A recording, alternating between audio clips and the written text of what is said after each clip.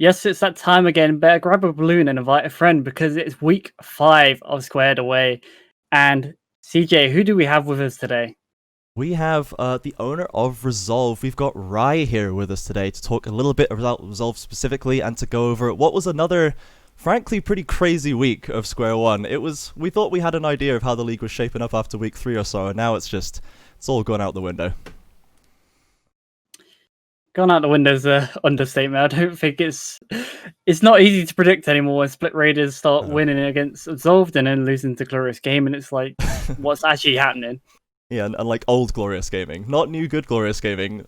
Last season, bottom of the standings. We need to rework this roster, Glorious Gaming. It is absolute insanity, honestly. Right, so I guess we should just jump straight in with how this week went in general, because, like we said, a lot of weird things happen. Lions Creed coming out with 2 wins. Don't think a lot of people expected that at all. No, they've actually got a 3-win streak developing here. It is against bottom teams, it must be said, but I would be interested to see if they can start, converting against the higher level teams. And one of the teams they are yet to face is Resolve for the second time. So, Rai, I guess if we could get your take roughly on what you think about how Lions Creed is doing, and if Resolve are maybe worrying a little bit about this team coming up below you guys on the standings. Well, of course, we are in a 3-way tie currently, Yeah. And then there's Lions Creed and Absolve creeping up a little bit. I'm not too worried. I think Lions Creed are definitely a good organization, and I'm quite happy to see them winning games. But I don't think we have too much to worry about in that sense, because I think what we need to really focus on is our own performances and just trying to be better. At the end of the day, that's why we're here. And losing 4 games in a row, I guess isn't really the best way to continue to split. So yeah. No, not the best mid-split setup for Resolve. I mean, last week we did have a number of substitutions, and then I guess emergency substitutions, as it were. And then this time we've had an official one with Roncast out and Cat coming in. So I guess how do you feel about that so far? Just specifically the Roncast out and Cat in scenario, because that was a planned substitution as far as I'm aware. This was meant to be a new player. So it was a little bit unfortunate that we had to part ways with Roncast. Yeah. He's a good lad, but I think sometimes there are behaviors which you can't really just let go. In a sense, we have to keep our discipline and make sure that we're sending the right message. And ultimately, Roncast didn't fit what we're going for in Resolve. And Cat's actually a main team sub, but he's been able to go in off role, thankfully, while we do tryouts for the bot lane. So it was unfortunate that we had to make that change. But at the end of the day, it's also completely on us as well. Sometimes changes are important to make, but I think with a little bit more preparation before the split started, we would have been able to avoid certain situations like this. Yeah, for sure. And I want to delve a little bit deeper. I want to ask, what is the main goal for Resolve right now? Because obviously, what you're going to be aiming for is a playoff spot, and that's probably the best you can hope for right now as it stands. Yeah. So this split has been sort of a trial split, I guess, with the academy team. Right now, of course, it would be great to make playoffs. But I think the important thing for us to take from this split is seeing the players we want to keep, seeing the changes we want to make, but also putting together a proper academy structure. This split hasn't been the best from us. It was our first split with the academy team. And, the truth is we haven't done everything we should be doing for the players. We've struggled to find a good coaching staff. And of course, with the roster changes, that doesn't make it any easier for the team. So, for Jojo, Rosara, and having Jackal there, and even Levi and Roncast, it hasn't been the easiest split for them being part of this team. But that's something we hope to stabilize going forward. Having a proper development and growth system in place. And that's what we've been working on. The players of the team, they've got some brilliant personalities, they've got some talent. And for the long term, we definitely want to continue developing them, and hopefully even a couple of them make their way into the main team. I think that's the goal of everyone in this roster. But we're going to go out, we're going to continue the split, we're going to be trying out bot lanes and seeing who we can bring in. And we're going to go for those playoff spots and just do our best. And that's all we can really ask for. Yeah, I think it's great that you guys do have the vision for your team, your academy team here to go through to that main roster, and it's not just like an afterthought, or we would have these other players that we need to do something with. We saw the same story with Nazgul from Split Raiders, who is now subbing for their main team, who is, I think, tied for first, or they just took down the first team, you know, in their actual ERL that they are playing in. So it's really great for us at Squared Away to see players get the opportunity to grow here in what is now quite tough competition and quite fierce competition, and actually get up to those main rosters and be able to develop through that. As that is the point. You know, the league is called Square One for a reason. We are here to develop that talent and get it up to that higher stage. So I think it's great to hear another owner that is invested in doing so. Yeah, I think we're really fortunate to have this spot, and we're really grateful for it. You know, the league being this competitive, it's great. I think competition is vital for the growth of players, and they need to be able to apply what they learn into the games. And that's really the goal. As I said, we want to be bringing in talent. We want to be bringing in young, you know, decent players with a lot of potential, or even experienced players for those young players to play with and, you know, grow together with. And I think next split is going to be a really big one for us. We're going to have a little bit more time to put all of these systems in place, and I don't know, it's going to be great. Hopefully next split we're going to come out with a bang.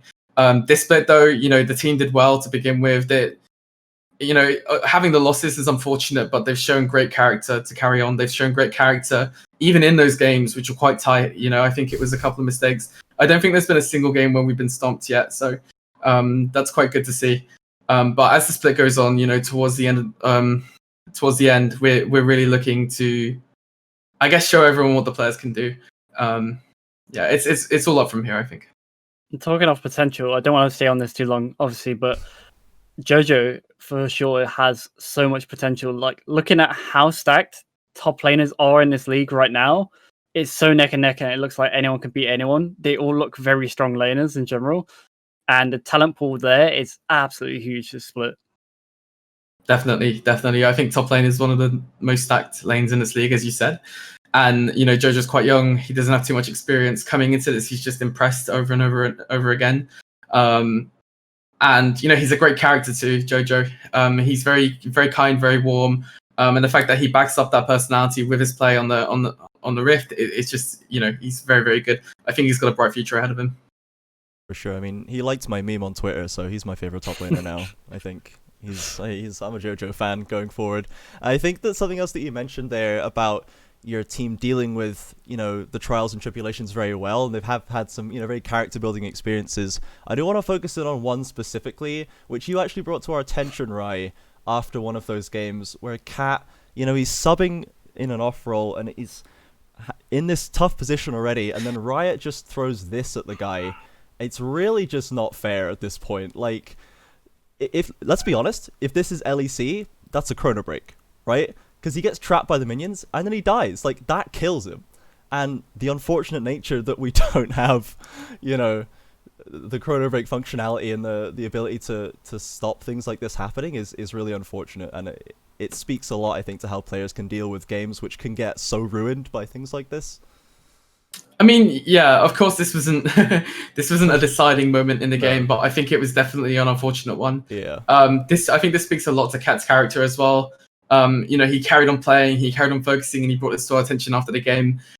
He didn't make a big deal out of it. He didn't make a big fuss out of it during the game. He just carried on playing, carried on focusing. And, you know, when there's nothing you can do about something, it doesn't help when you're in the middle of the game to obsess over it. And yeah, it's very unfortunate. He does get teleported back into the minions, but that's League. You know, that's the nature of playing esports. Stuff like this happens, and we just have to move on and, you know, be able to deal with it. But like you said, I definitely agree that if this is LEC, this would have been a chrono break moment. Absolutely. Right. So I think we should jump on to some of the other teams of this week, because Sparks came out with another banger week. Yes. Sparks are definitely showing that they can bounce back, and bouncing back up against Black Lions. So now they're 1-1 in the record against each other.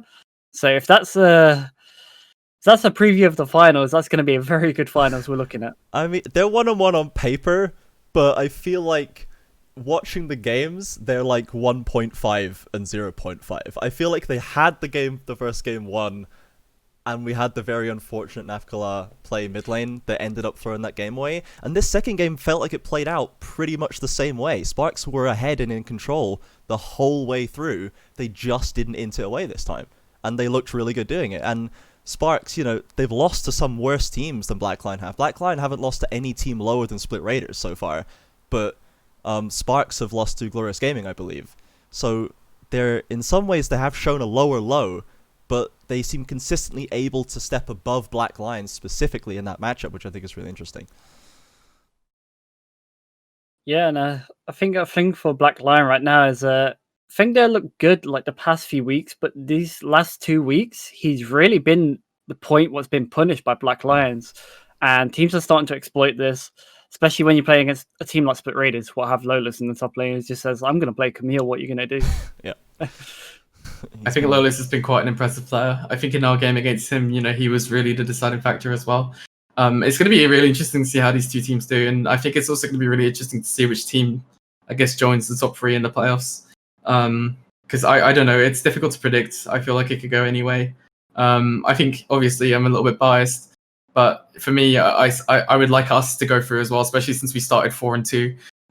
But you know, it could go anyway, as you've seen from the games from the past 2 weeks. Yeah, I think if we were to see the Resolve from weeks 1 and 2, specifically, like Rosara back on form and Jackal still, you know, performing JoJo as well, and if the bot lane can just stabilize, then I think out of those 3, 4, and 6ers, I think that Resolve for me are the most likely to take a grasp of 4th place. I think that Core Dynamic and Glorious Gaming are still very up and down. They're improving, sort of. Core Dynamic's improving. Glorious Gaming is just doing... They're doing something. They're certainly playing, but I'm not really sure what's going on behind the scenes there. But I think Resolve have shown like a very high, consistent level of play that just kind of fell away in the same way that Sparks. I think we have moments where, I think we have moments in the games where the consistency just drops off. Yeah. But you know, I don't think we can take anything away as well from a couple of the players in the opposing teams who've really stepped up. Someone who I was impressed with when we were playing against Core Dynamic is Vartej. You know, after his first performance against us, was really, you know, it was just a bit of a stomp. Seeing him come back, and I think that speaks a lot to his personality as well. It was very, very impressive. And, you know, I think, of course, we're not happy to lose, but it was quite warming in a way just to see him bounce back. And that's a good storyline, I guess. But yeah, what we really need to work on is our consistency, because we have the talent, we have the ability, but we just need to mesh together a little bit better. Like I said, I don't even think it's the players' fault. I think it's more on me. I think the fact that we don't have a coach yet for this team, I think the fact that there's been roster changes has been really difficult on the players. And when you consider those things, once we have a little bit more stability, it's going to be great for them. I think they're going to smash it. So I want to elaborate on 2 points there as well. So obviously talking about Varte, this guy's been here since the first season of SQ1, and he's been on a losing team most of the time. And he's always looked like he's able to bounce back, and he's done this time after time. And yet people still rate him low, which is just really confusing, because people are just like, oh, he has a champion pool of 3 champions. And then he plays something different and he pops off. It's like, oh, Varte can play the game. Honestly, whoa. Honestly, like, people will talk. At the end of the day, players are players, you know, and they're all capable of brilliant things.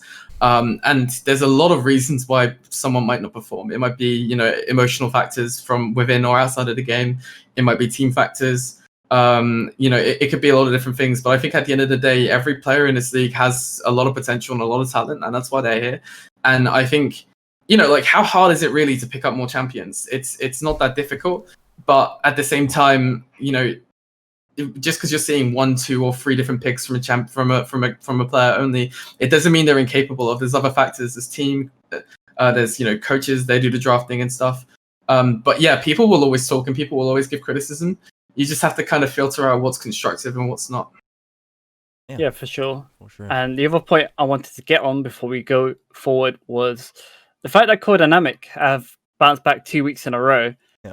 Doesn't mean that Resolve can't do the same, because as casters, behind the scenes, a lot of casters already thought that Resolve was going to be one of the top teams before the split even started. And just looking at the roster and the potential from the players you have, it already looks like you could be one of the strong contesting teams, and it could just be a matter of time before you start getting them wins, start getting on the board as well. Yeah, what I will say is we do appreciate that, first of all. and the belief in us, it means a lot when people do believe in us. And we definitely have the talent for it. But I think due to the stuff we've had to deal with this split, I think we could have had a little bit more time to prepare before the split, and that's on us as the organization. It's not on the players. I can't really stress that enough. But I think next split we're coming. I think we'll definitely come in as one of the stronger teams. I think we have the ability to attract strong players. And not only that, I think with the players we have right now are definitely strong enough to be in this roster.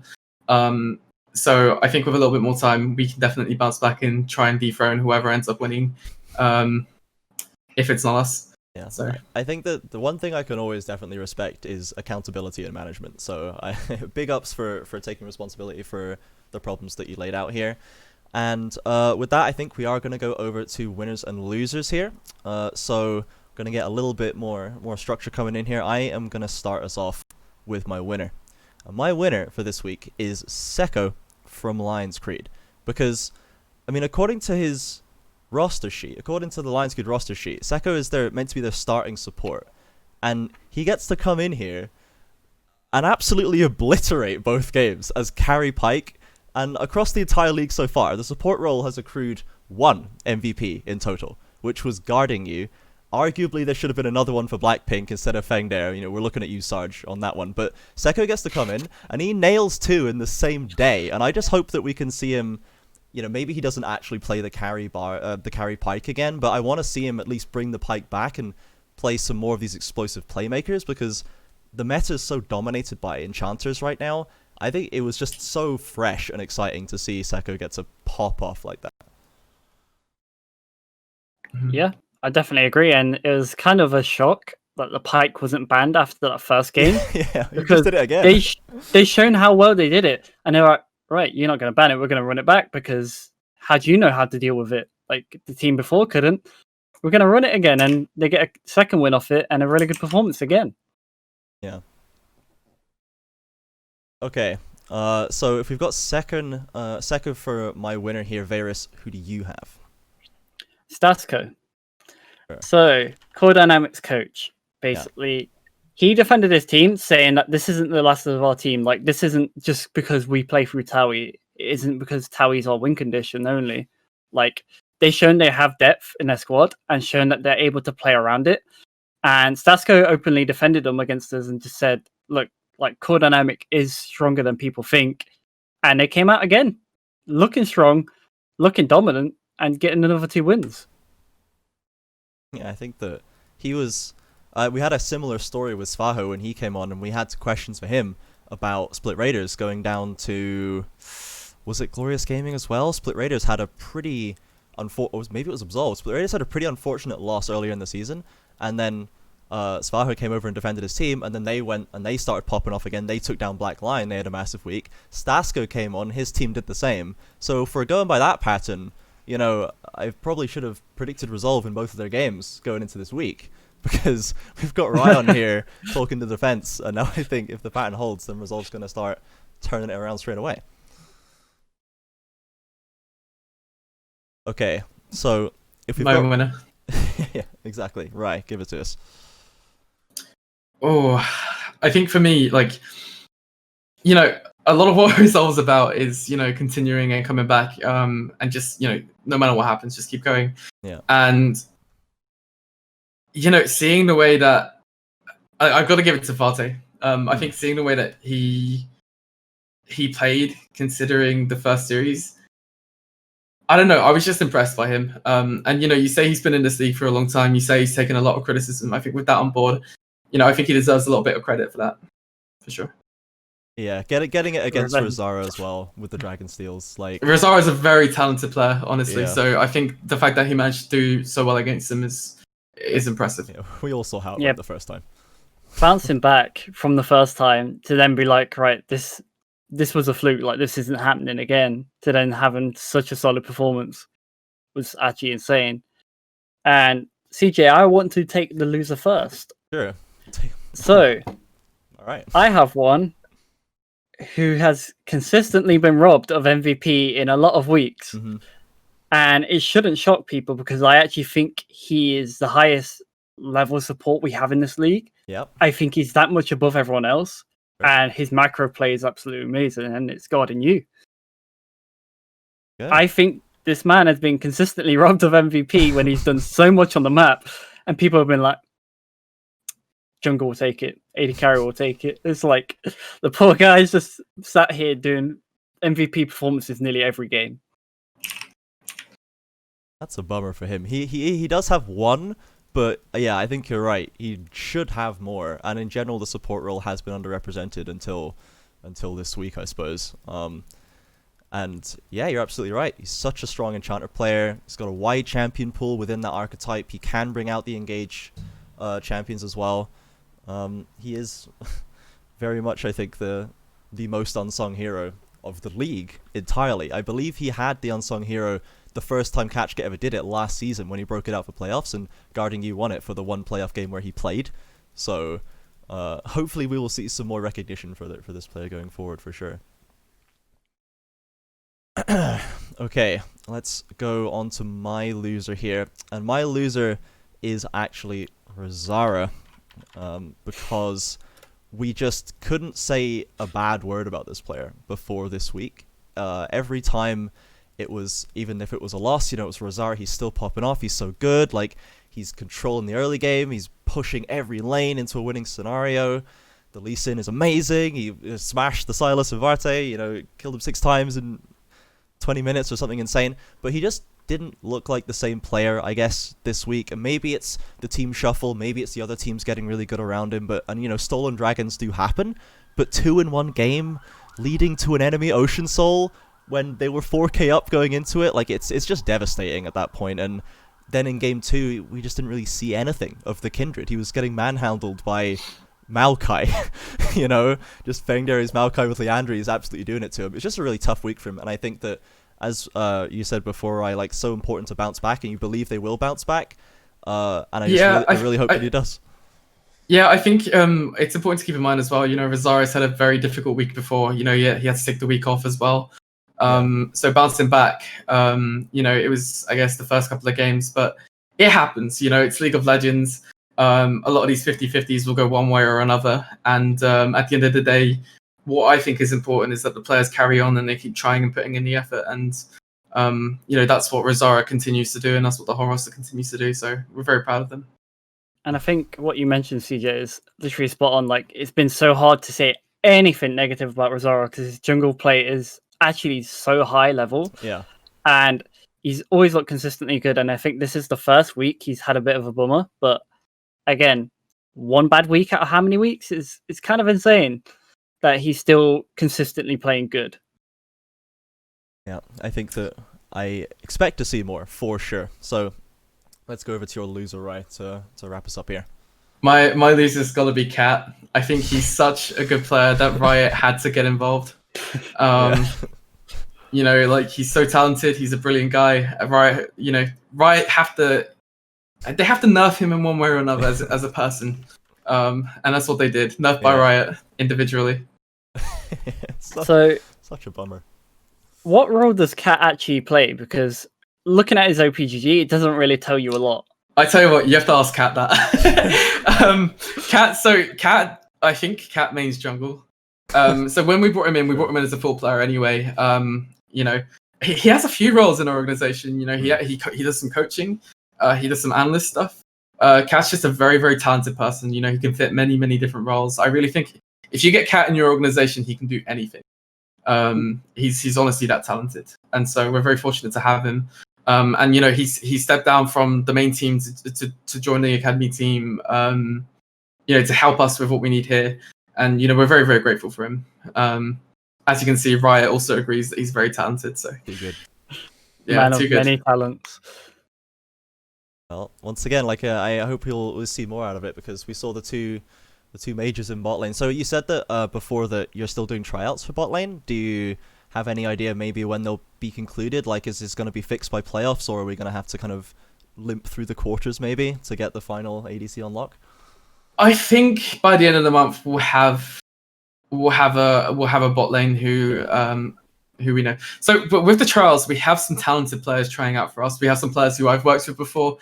We have some players who our managers have worked with before. Take nothing away from Runcast. He's a very good player. He just wasn't the right fit for the team. And we've made another change, which I guess you guys are going to hear about quite soon. What I'll just say now. Levi's ended up stepping down as well. So we are replacing the whole of the bot lane, which of course will take some time. And it's a huge change. It really is. It's one complete side of the map. But, you know, Levi, Bronkas, both great players, both with a lot of potential. It two roles to fill. It's going to take a little while. I don't think we'll be settled by this weekend, but I think by next we should be good.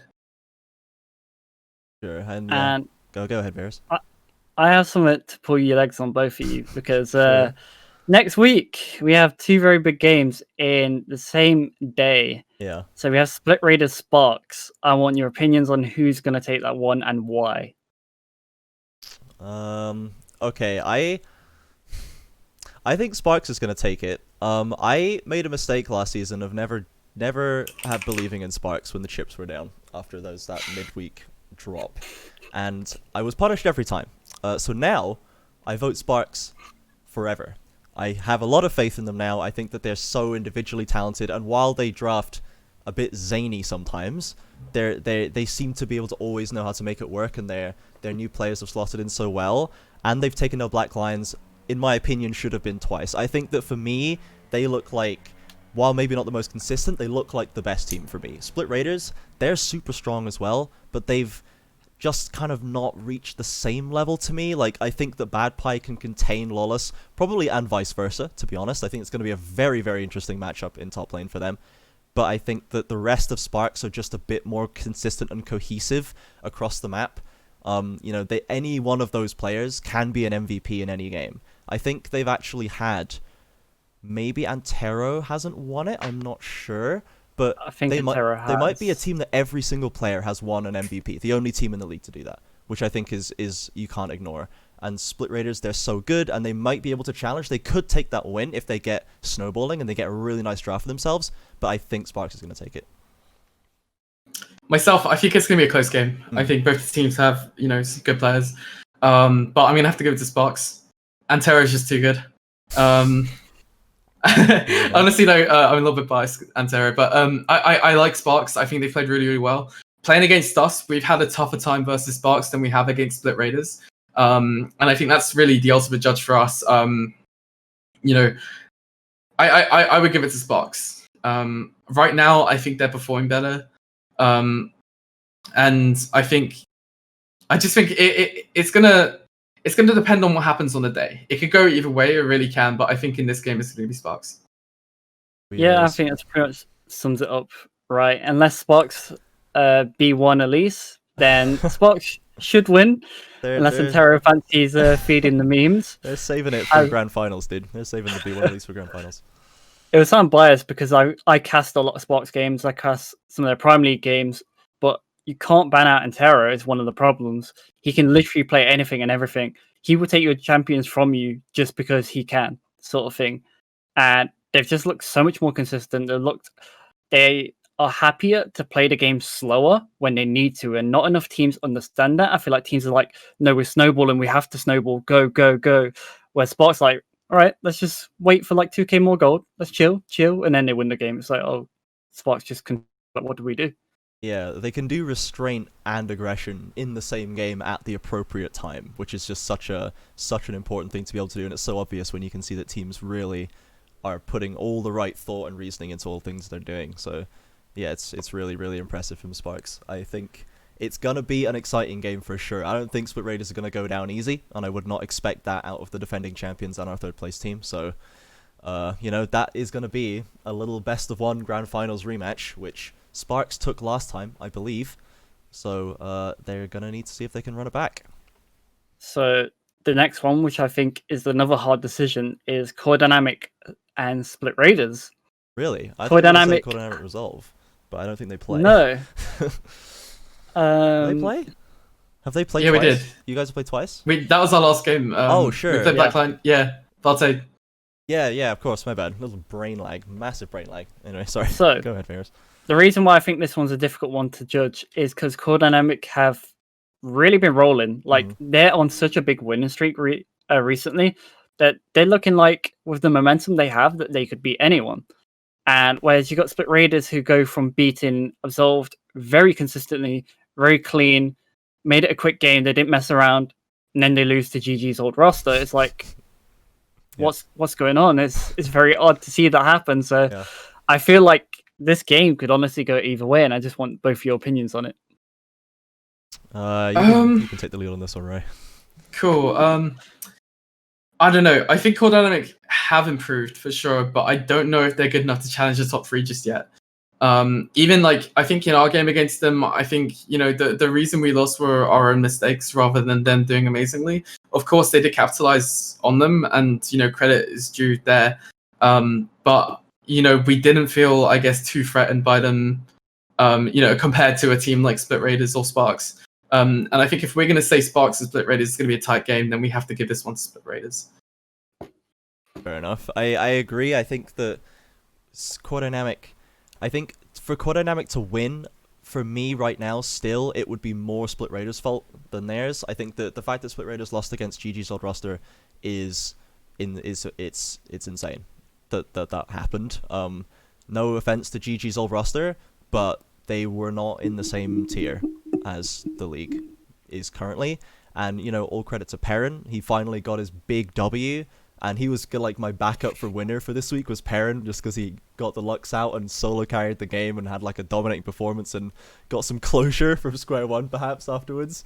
But I think that, Taui and Lawless, once again, it's kind of the same story as Bad Pie and Lawless. I think either of these players can take over a game, but neither of them is going to let the other do that.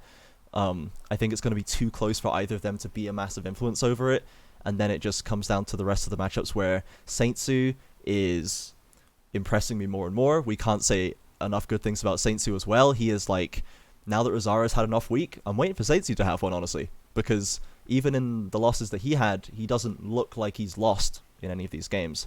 So I think that, Split Raiders just have enough, their floor is still higher than Core Dynamic is right now. And it could go to Core Dynamic, given that Split Raiders have shown that they can, they've put a trapdoor in their own floor, shall we say, that they can drop themselves through, but they definitely should take it, because I think they just have more consistent value across the map. Right, and I am going to throw caution to the wind. So I do believe Core Dynamic will actually win this, because coming off a loss to Sparks can be very hard to handle, especially. And if Sparks played their playstyle and control the game, it can be frustrating to play against, especially. So I actually think this could be a 0-2 week for Split Raiders. Despite how good the players are, Core Dynamic really are rolling, and they look like they can contest them. Obviously, there's still some differences in terms of players and skill. I would say that for sure. And I do believe Split Raiders do have some individual better players, especially with how good Saintsu is. But I do believe Core Dynamic will take this, and rolling off the momentum of Sparks beating Split Raiders. Trajan and Vaeris coming back again. You did vote for Split Raiders that one time when everyone else on this cast was going for Resolve, and then you got away with that one. So who knows? Maybe you've got the tech once again, and you'll get this one right too. I did it last split as well. Actually, it might have been semi-finals. I chose Split Raiders beating Sparks, and it was a very big number of people voting Sparks. And then, Split Raiders came out very dominantly in that point. So, might be catching you off guard again with this. Superior analytics. Absolutely. That's what that is. Absolutely. He's got the big brain to back it up. So that is going to wrap it up this week for Squared Away. Thank you very much, Vaeris, for joining me as always. And thank you, Rai, for coming on and giving us the insight into Resolve. We love the candor always on this show. So with that, we will see everybody hopefully this weekend coming up. I believe, are we on a break week next week? Is this our last week before a break? Or is it this week, Vaeris? I have no clue. I'm not going to lie to you. I guess Twitter will tell you. Keep it on the Twitter, I guess, and either this week or next week, but it will still be the same time, same place. Twitch.tv/Square1League at 2 p.m. CEST Saturday and Sunday. Thank you everyone for watching as always. We will hopefully see you very soon.